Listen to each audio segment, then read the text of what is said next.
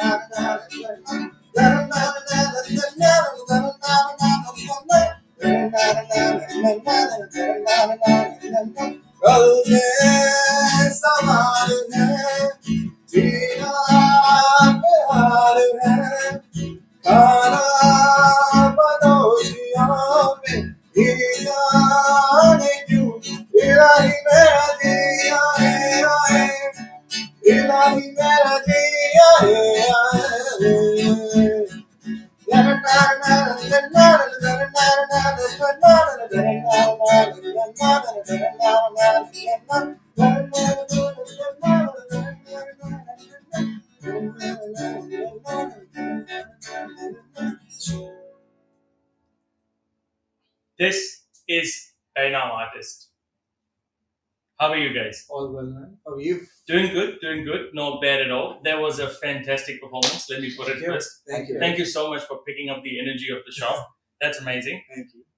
Before we start, we usually do it in a different way, right? Because we've got people from tech background, we've got founders from retail background, FMCG, but this is completely different episode, right? We quite a few episodes before we got somebody in the similar industry, but that was our vein. But this is different. This starts different, right? This hits different, and where I want to begin today is about the story. It's about the journey before BeNaam Artists, right? And I'll start with Ankit. Tell us about your life before BeNaam. Who were you? What were you doing? So professionally, I am from the IT industry. So I work as a technical business analyst, and music has always been my passion. When I came to New Zealand, I used to probably just sing at personal events, just like random jamming and all. And I came across a few boards which was saying there's a talent hunt like Tarana Idol. There's a show called Sur Sangeet, so I participated in those. I was top five in one of the Tarana Idol seasons. I was a winner in the Sur Sangeet, and that's how I thought maybe I could actually try something professionally. So I came to the market, I tried networking, I tried collaborating with people, but I could not find the right person I could match my wavelength with. Interesting. And it's a very random story. My friends were actually going to Ayush's place, and for a quick catch up, and I tagged along. Okay. I had no idea what's gonna happen. I'm gonna meet him and anything, and we just clicked. He used to play guitar. He's one of the best guitarists I've seen. Yeah. So he used to play guitar, and of course I used to sing. So we just started jamming randomly, and the way we clicked and the way our wavelength matched, not just in music, in person as well, it was amazing. And since then, Ayush and I have been playing at different places, events, and collaborating with other people. Fantastic. Same question goes to you, Ayush. Your life before all this. So professionally, as Ankit said, like he's working into IT. So I've always worked into sales and marketing. I'm working with a company which is like a market entry firm in New Zealand. We Mhm. help all the international brands operate in New Zealand. Yeah. And I work as merchandising manager, and Mhm. I'm managing half the country in my role. So I Wow. manage the entire Upper North Island and part of Lower North Island. Wow. I've been playing guitar for roughly around 15 years now. Ooh, that's a long time. Yep. And my main genre has always been into rock. I have my own heaps of compositions that I've put on SoundCloud. I have quite a few Mhm. clips that I have on Instagram. Yeah. And on Instagram, I go with the name Strengths with Ash. Yeah, I've seen it. Yeah. Yeah. Thank you. So like Ankit said that he tagged along with some of my common friends, and that's how we met. And the best part was I was actually alone those days. My wife and my little one were back in India. Okay. So we just managed to have like a boys' party kind of thing. Sure. And that's when Ankit also tagged along. Okay. And that's how we met. So I think that worked out really well. Mhm. So I give him a lot of credit Mhm. in actually bringing me out into the market, because for me it was like either I'll play rock Yeah. or I won't play. I mean, publicly, Yeah. publicly, Okay. or else I'll keep doing my stuff which I do. Which you normally Yeah. do. Yeah. So he was the one who actually got me into all this Bollywood stuff and all, Yeah. and I've started playing live gigs and all. Yep. And yeah, it's I've never looked back after that. That's good. So it's That's pretty good. nice. So tell us about a time, tell us about a gig that went badly, because I'm sure that is a part of it, right? A part of the gig that you do. What happened? What did you take away from it? I'll answer that one. So when we started initially playing, we were just playing, right? So we had no structure initially, and of course we knew our art, but we never knew the audience. So we used to play at crowd events. So it was one of the crowd events we were playing, and people did not know the songs, majority of those. So we did not get much response initially, and people were just sitting and not even reacting or anything. Was this the gig that you did with English songs in it? No, not that one. Not that one. That was actually good response. Okay. The one with English, that was good. It was a corporate event at this company, yeah. But so the people did not react the way we expected. But as artists, we wanted to be honest and true to our art. So we kept playing, and in the end, we made sure everyone was clapping and everyone was dancing and everything. So it does happen. You do get demotivated initially, but if you keep performing, if you just stay honest and have the right intention, no one's gonna stop you. Sorry. Exactly. Now I just wanted to add in that, like you said, that what you took from it. So obviously we took things like that when you perform in a particular event. Obviously, the kind of event it is, the kind of audience it is, we need to work very closely on kind of music that those people would like to hear. So initially on our first gig, we were like that, oh yeah, we'll just perform and so a little bit of research, I would say, should have been done. That's why. So if you wanted to give it to people who are listening to you, and if they come across a similar situation, or if they are into that zone of going into that gig world that you guys are doing, what is the two takeaways that you believe that you got it from that episode that you had with you? Two most important things. Never perform without practicing before. Most important. So the group tightness needs to be very, very important. So basically, it's like if you are 4 band members, you need to read each other without even speaking a word. That's very important. The second thing, whichever place you're going in to perform, even it's a corporate event, it's a private house party, it's a restaurant, always make sure that you have a little bit of research done before that what the audience would be like. So that helps a lot in maybe working out your sets that would actually excite the audience the most. True. What about you? What do you think? I'll just say one thing, and recently we met someone who we were discussing about this similar concept. So as an artist, when you are playing music or singing or whatever, you get carried away quite a lot, and you want to play or perform what you prefer, what you like. But the thing is, if you are new in the market, you want to do something for the audience. So if you've got an audience, you need to know what they like. You play that first. And once you've established your name, that's when you do what you want. Exactly. Right? So you play what they want. And once you've got that set up, then you play what you want. And then the audience would follow on.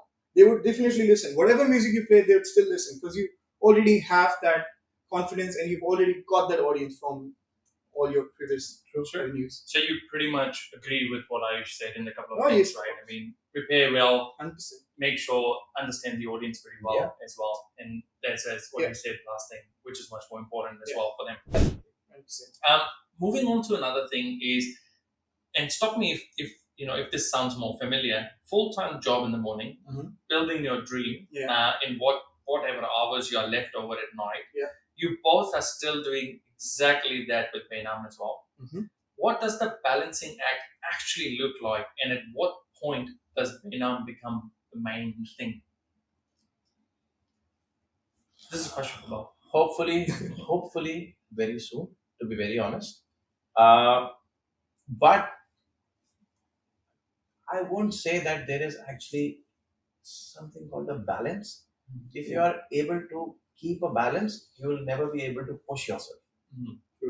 So, okay, keeping balance to something, I think it is a statement for people who really want to live a comfortable life. But if you want to push yourself, there will not be any balance. So you have to be in balance to push yourself. You have to be in balance to balance it, right? Absolutely. Yes. You have to be imbalanced to push yourself hard. That's good. What are your thoughts? I'd probably say what he's saying. You can never balance. You just need to know how much effort you want to put on this end and how much effort on this end. You know, you can't leave your full-time jobs at least at this stage. Hopefully soon, but at least at this stage you can't. And it's, of course, you've got family life, you've got kids and everything. You've got to give time to them. You've got to give time to your partners, and of course your art. It cannot come just at the end. You have to prioritize the other things, but you also need to prioritize this if you want to grow in that industry, in that field. So you make sure you sacrifice on your sleep. That's fine. It's only a few years. It's not going to be the whole life. So you sacrifice on your sleep. You sacrifice on a few social gatherings and all that. And that's what we're trying to do. So we've cut down our social circle quite a lot, and all the time we have extra, we focus on our music. If we can meet together, amazing. If we can collaborate with others, amazing. Otherwise, we just sit at home. We do a video call or anything, and we just jam. You just need to give that time. You cannot try to balance and hope you actually would be able to. You would not be. You just need to understand what you want to prioritize at that time. True. But being a devil's advocate here and understanding the current Gen Z side of things, they need work-life balance, right? What do you think about that? That's a very technical and an easy way of saying lazy. Trust me, not kidding. See, I'll give you a very real life example. You have an athlete, right? When athlete starts sprinting, athlete has to lose its balance, only then they gain momentum. When they are at balance, that means they are stationary, they are doing nothing. So that's what I call balance. So I mean, to gain something, you have to lose the balance. Only then you will gain momentum. So what Gen Zs prefer, they're not wrong, right? Everyone wants their own kind of lifestyle. So maybe they want a particularly balanced life. They want to have a chill life and work for a few hours, relax for a few hours. That's what they want. So there's no right or wrong. It's just what you want to achieve and where you want to go. So everyone's right at their perspective. I would say, as we were discussing before the podcast, which I added, I said that we are actually one of the last generations, like I am 87 born. So we are one of those last generations who have actually seen the best of both the worlds. We have seen the best of childhood as well, where there was no technology. It was all about having your cousins, your friends around and just living the life. And we have also seen the best of the technological life as well. So I think that's why we understand this thing, that how important it is to push yourself. Because we have seen that grinding from our parents' side, that from where they were and where they are now. But I think for Gen Z's, things are very different. Do you think I think it's more comfortable. Very easy. They've got technology. How many kids do you see now cycling? Most of them are going around on their electric scooters. In my time, in his time, your time, never even seen that. Interesting. But I do believe, coming back to that, your question as well, and sorry, your answer, that it is quite important to become imbalanced in your life, right? I mean, Definitely. I believe when I was listening to one of the guys on the shorts and videos, because I do look at those kind of things, right? And when I came across a quote, and that said, uh, "Whoever needs work-life balance, it's a myth. It's a myth. It is. If you want to build something, if you want to grow something, if you want to build your empire, or if you want to become one of the most successful people in life, you have to give up on that balance of life or work-life balance shit, pretty much they say. So yeah, I think you're pretty right in saying that. I mean, in terms of what we did, what we got, and the way we structured ourselves, as you both said, I think it is much more interesting that you have to give up a lot of things before you become or you get there. Oh yes, you've got to sacrifice a lot. Absolutely. But if we move back to your working side of things, right? Because you do have a job, and I'm sure it is it is interesting enough. That's why you're still working over there, and it's great. What has the day job actually taught you about running BeNaam as a business? Building relationships. My job is marketing, sales, going around meeting people, building connections. You do any business in the world, at the end of the day, if you don't have connections, if you don't build connections, you won't do it. Sure. Because you want your services or you want your products to be consumed by someone. That someone is the person whom you need to develop your relation with. So that's why relationship is the most important thing. It's an art. Yeah. It's an art. What about you? Definitely correct, because what we're doing at the moment from BeNaam, we are networking with a lot of people. Yeah. Another thing is collaboration. And at any workplace, you have to work in teams, majority of us, right? So teamwork and collaboration is that's what we're learning from our current work, and we are trying to implement at BeNaam as well. So we try to reach out, or a lot of people reach out to us and they say, we want to join your community, which is we're going to discuss in a moment. But we want to join you, we want to collaborate with you, we want to make music with you. So collaboration is always the key if you want to grow. I think I believe if you want to grow big, you want to grow together. If you want to grow far, you want to grow together. But if you want to just grow just small, you grow by yourself. That's what I believe. Interesting. No, that's pretty right. I believe it is quite important to have a community. It's quite important to have that relationship with people. And I also believe in terms of building any business, it is important to know what you're doing as well. Your end goal, it is much more important. If you know your end goal, and the rest are the subsets of helping you towards achieving that main goal, that is quite important, because you have to take them along to achieve that. It's not going to be single-handedly at all. Yeah. And that's what we talk always as well in our team. But there's a moment, in every founder's journey where that becomes where the passion project becomes a business, right? When did BeNaam first start charging? Charging as in monetary? For the monetary wise, for the gigs?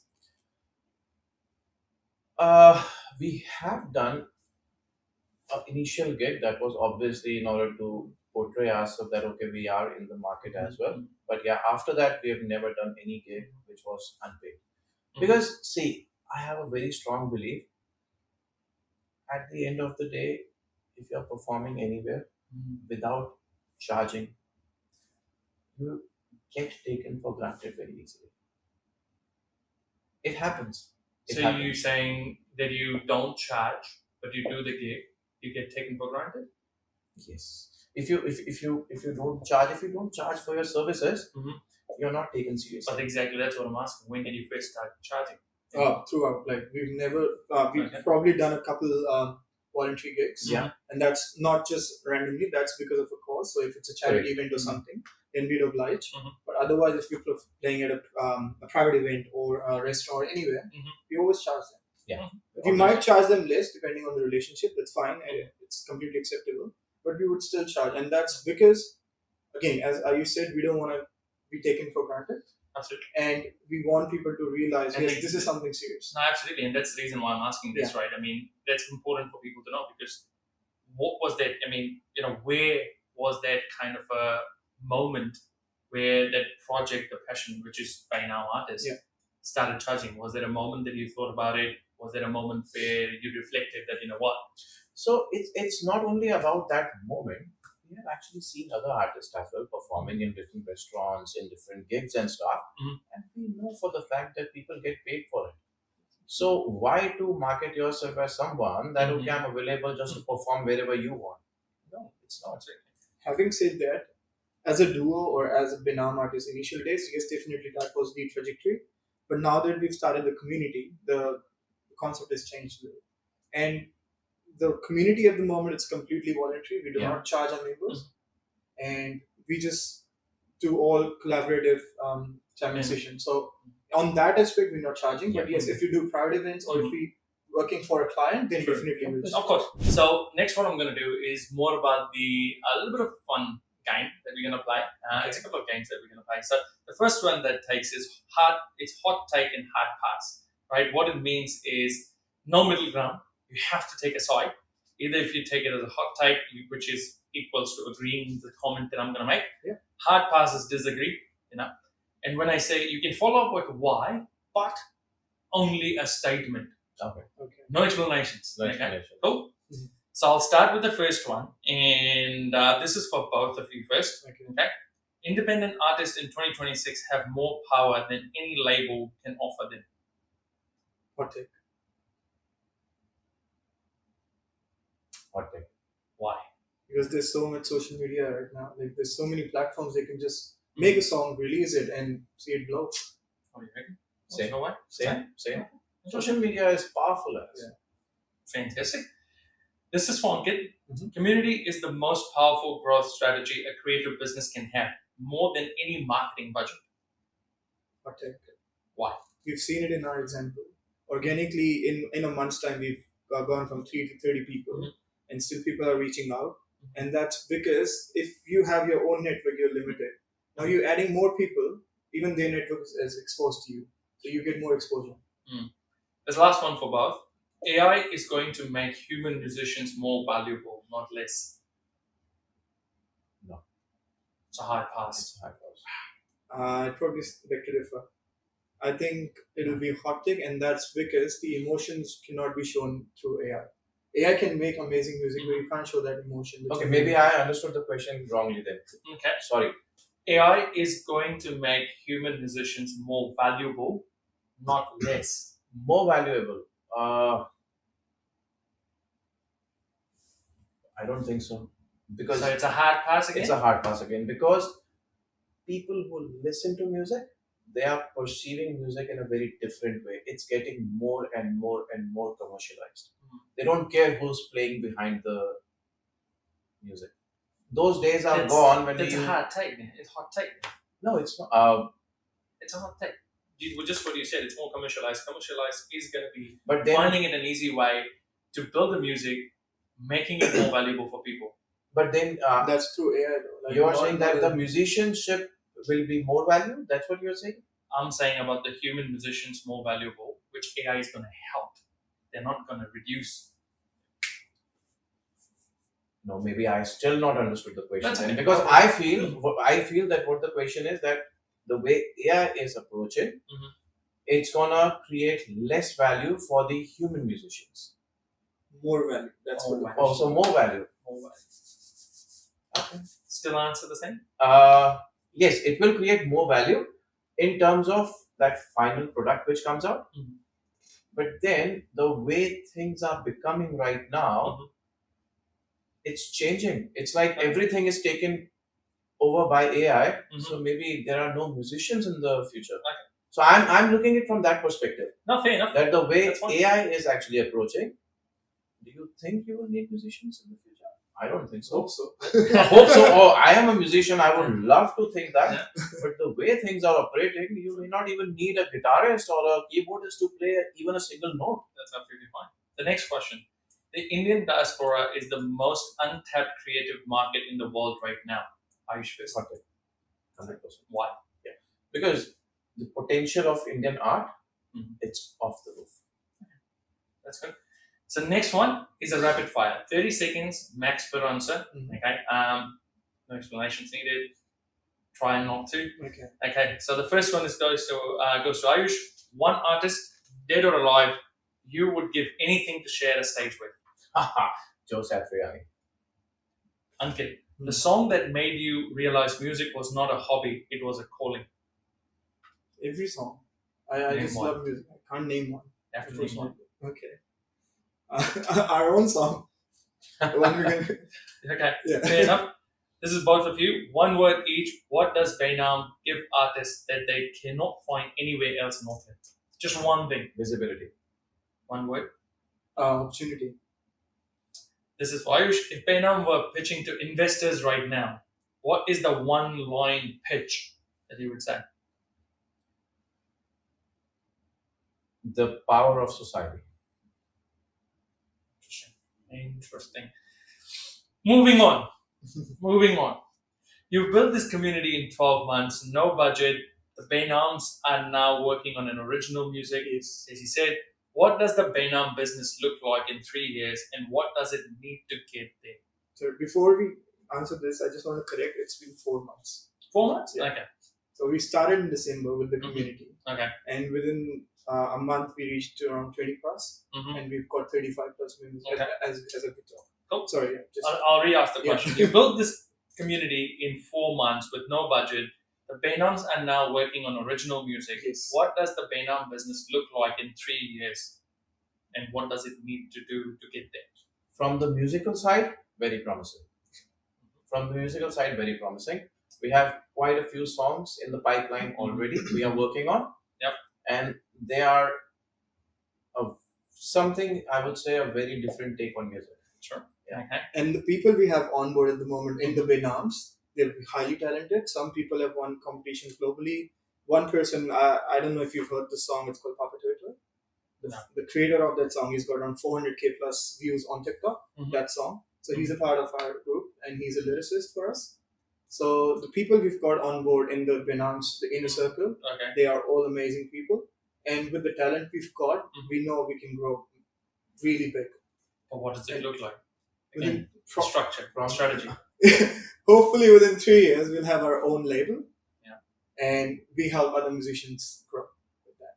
So maybe the BeNaams becomes a label itself and release songs for other people as well. See, I'll give you a little example. Sure. Out of this community only, obviously we have different singers, we have musicians. After we collaborated, we did our first reel on Instagram. We just covered one song. First video, first collaboration, 287k views on Instagram. Oh man, yeah, that's damn good. That's damn good. And that was less than a week. Okay. Yeah. That is interesting. Yeah. But what do you reckon? What would be the one thing for you, right? And that would change BeNaam, everything for BeNaam. One thing. Never thought about it. I think the only thing actually, not the one thing, the only thing that will change the entire trajectory for BeNaam would be collaboration. Okay, I'll put it this way. When you have a very clear picture in your mind that I only want to collaborate with certain kind of people, you get stuck. But when you have an open mind and you're like an open book exploring for things, the best things happen there. Yeah. So I mean, when we collaborate with people we never even thought about in our lives, maybe the best things happen there. Fair. Interesting. I agree to that. Yeah. That's it. So if you're constrained to a single thought, you'll receive an output which would be very similar to that. Sure. But when you're not constrained to anything, you can expect anything. But one thing or probably two things would be consistency and hard work. If you just hope you'll reach somewhere, you'll never do that. You have to work towards it. You have to keep continuously working towards it. And what would you say, continuing that, what is that one most irrational business decision you made building BeNaam? Again, collaboration. Initially, it was just the two of us. And then we were like, nah, okay. There's only so much we could do together. But if we start collaborating with other artists or, how we started the community, we were open to everyone. Okay. So that openness, what is really... We actually never thought of this thing from a negative perspective. It just happened. I think, you know what, there are some moves or decisions you make that, you know, they not look smart at that stage until they actually turns out to be better. Yeah. So that's when you start reflecting that, you know what, this is working. True. This is working. So you just take that risk and you'll see the consequences later, good or bad. Absolutely. And absolutely. You got to take the chances, right? Yeah. I mean, good or bad, the time will eventually come. At least you try. If you are presented with an opportunity, try to make the best use of it. Sure. It's better than having a regret later. Oh, 100%. Absolutely. And that's what I always see the mindset of the founders that come here, right? They want to take a chance. They want to take an opportunity. And that's a risk-taking mindset. How bigger is your risk-taking mindset? And that will prove to be your hope. We reached the last stage. And this question has been asked to numerous of the people who have come here. People who've gone on YouTube, not gone on YouTube. I always ask this question. I'll start with Ankit. What is one scaling secret for BeNaam artists? One scaling secret would be, if you want to grow together. If you don't get an opportunity, try to create your own opportunity. You will never go wrong. Trust your instincts. Trust your instincts. Trust your instincts. Right? Deep. That was deep. Interesting enough. Thank you so much, guys, for coming here. Thank you so much. Thank you so much for coming here, putting out your story, putting out your journey, your growth strategies. What are going to be a few things that will make you successful, and hopefully it does work out the way that you guys are thinking for. For the people looking at us, again, these are the two peoples. These are the two artists. 12 months, 30 community people, BeNaam artist. This is Bridge Rajnani, Scaling Secret. Please like, share, and subscribe to us. Now for the final closing performance. Just before we start the performance, there are things on our way. So keep watching the space, keep following us on Instagram and other social media. You'll be amazed. There you go. Trying to play some nostalgic numbers so everyone could enjoy them. And you try to tag along, right?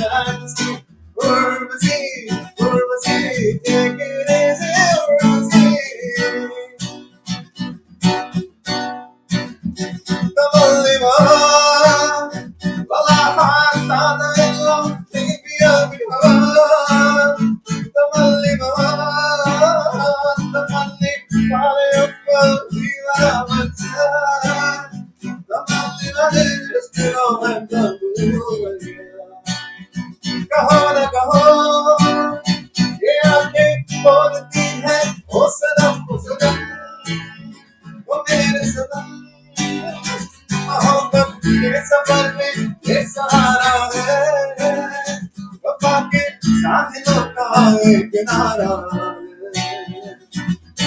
Tamali habi ke mattaile, ilayya alayya biktaile, gulam hulale kuliku, yakni habi ke mattaile, tulkine ka sahara hai, meri maujon ka kinara hai, tere ye jahan hai, tujhe mere dil ne pukara hai, आँखों में तुझको सवारा है, जज्बों में अपने उतारा है, मेरी ये आँखें जिधर देखे, तेरा तेरा नजारा है। तमल्ली हवेली मस्ताइले, दिलैया आले बिस्तारे, गुलाब गुलाले सुनीतु, ये हवेली मस्ताइले।